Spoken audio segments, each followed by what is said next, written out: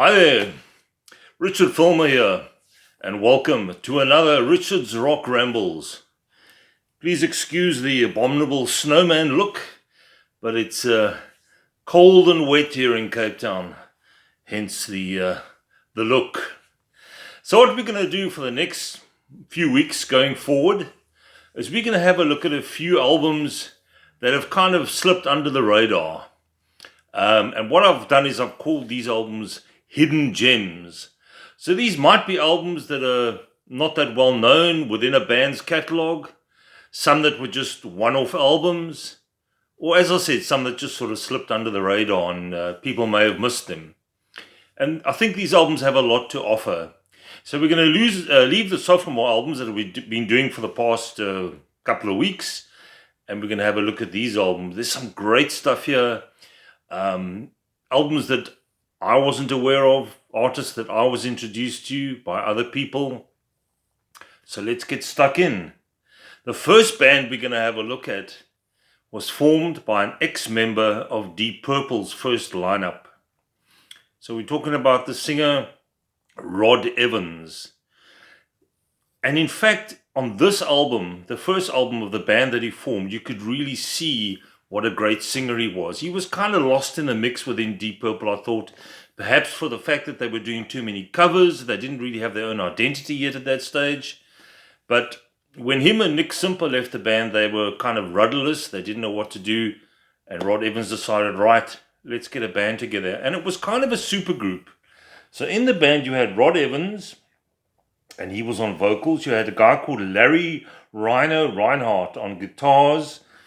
And he had previously been with a band called Iron Butterfly, who you probably know from that track Inagada de Vida.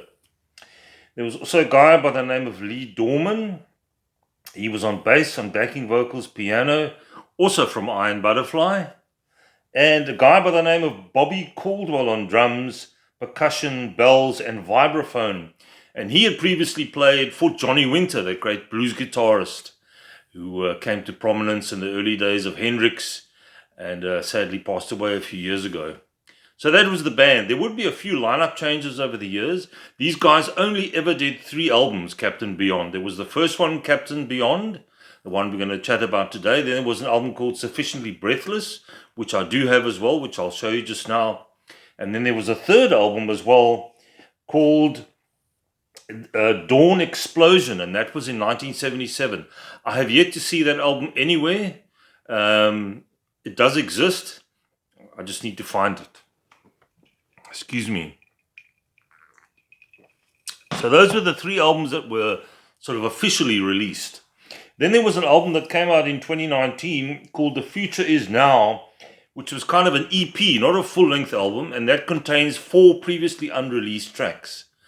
And I think that is it as far as Captain Beyond's discography goes. So the one we're going to chat about this morning, or today, wherever you are, evening, whatever, is the first one. Sorry about the glare. Simply entitled Captain Beyond. I love that cover. Kind of a space rock look there. And this was on the Capricorn label, which was quite strange because Capricorn label also had the Allman Brothers on their label, plus some other sort of jam rock bands. So this was a little different for the label, I thought. Stunning, stunning album. If you're looking for early 70s hard rock with a bit of jazz rock thrown in, these guys tried everything. A bit of psychedelia, a bit of space rock, hard rock. This is the album to check out. So it was recorded in 1972 and released in July of that same year. It's prog rock, hard rock, jazz fusion, and psychedelic. Kind of a mixture. And the other strange thing about this album is there are 13 tracks. But the 13 tracks are all together. They all sort of mix together. So it's almost like there's one continuous piece of music. The one track flows into the other, which is really cool and quite innovative for the time, I think, in 1972. It may have been tried by a few of the prog bands, but definitely not in a hard rock genre. So the tracks on here, the first one is Dancing Madly Backwards, in brackets, on a Sea of Air. Excellent beginning. You can hear the jazzy influence in this band. And Rod Evans, like I said, shines on you. Great singer. Not an Ian Gillan, not a David Coverdale, but he had his own style. I mean, he didn't do the screaming of Ian Gillan, but he was just right for this kind of rock. Then you go into Armworth, Myopic Void. Some of these tracks have got really cool names. Mesmerization Eclipse. That's another cool track on here. These are all like 3 minutes long. Like I said, they all flow into each other. Then it goes into Raging River of Fear, 1,000 Days of Yesterdays. That's the intro part of that track. Then you get Frozen Over, 1,000 Days of Yesterdays, Time Since Come and Gone. That's the second part of it. There you slightly proggy with some great keyboard work, excellent guitar work from what was his name? Larry Reinhardt on guitar from Iron Butterfly. Really cool guitar. And very different to what, a Blackmore would have done. Then you get I Can't Feel Nothing, Part 1. As the Moon Speaks to the Waves of the Sea. That's almost like a ethereal kind of track. Very dreamy. Very laid back.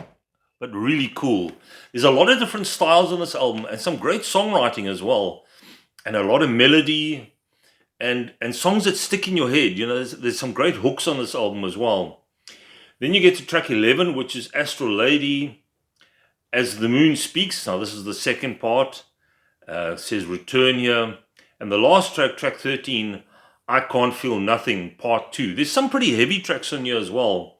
Especially, let's see, which one's Raging River of Fear. That's quite heavy. And the last track, I Can't Feel Nothing. Some great riffs. And just an excellent album. I don't know if you can really see that. Those are the four guys at the back there. This is a remastered album, so I just want to see if there's any photographs inside that I can show you.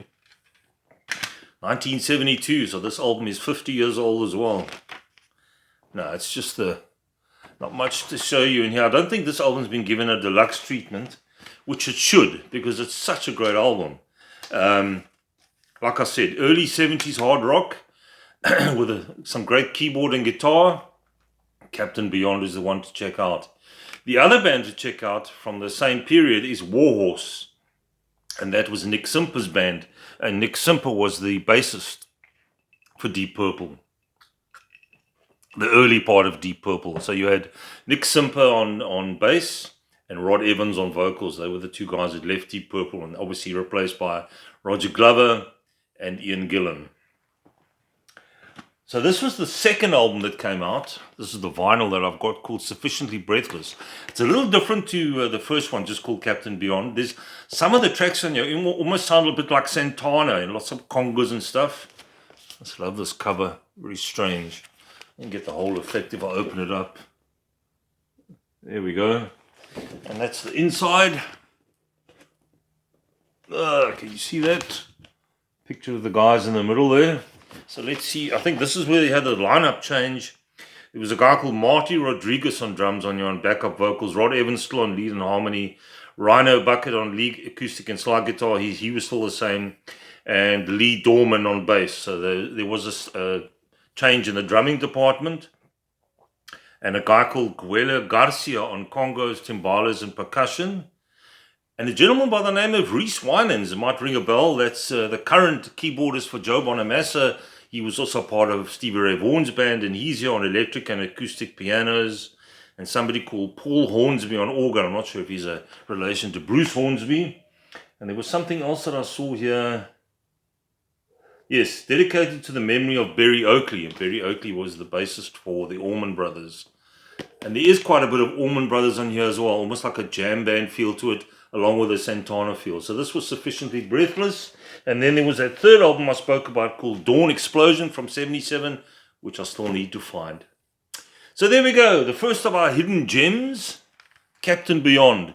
Do yourselves a favor, try and find this. It's available on CD. Like I said, I'm not sure if it's had the deluxe treatment. Even better if you can get hold of the vinyl. Just sounds better on vinyl. So there we go. Captain Beyond. Have yourselves a great week. Please remember that all these choices that I'm bringing out, it's my choice. You guys may differ. Please, any comments down below, good or bad, fantastic. Give me a thumbs up if you like. And subscribe if you haven't. Have yourselves a warm week out there. I'm hoping the sun comes out at some stage today. And I'll catch you all again soon. Cheers.